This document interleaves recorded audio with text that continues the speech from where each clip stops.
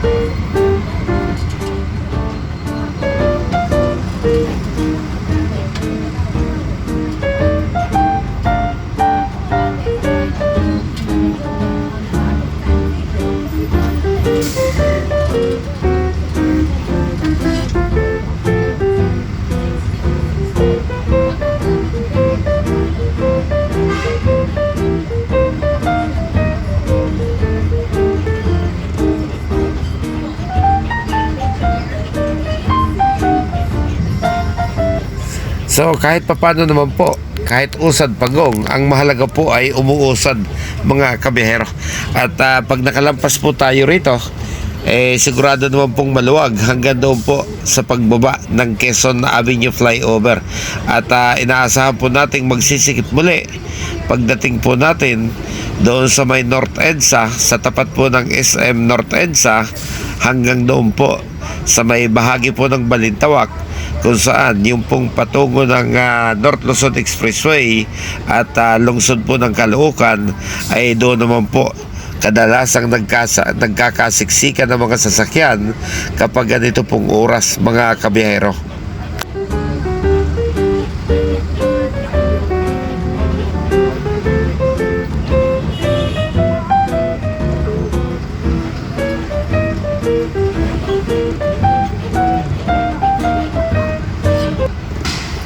Mahabang oras, maiksing distansya. Yun po yung resulta ng traffic. Mas mahaba yung oras na ginagamit kaysa dun sa natatakbong distansya. So siguro ako na lang po yung magsusulong maipit dito sa traffic. Hahayaan ko na po kayo kung saan nyo gustong pumunta mga kabiyero.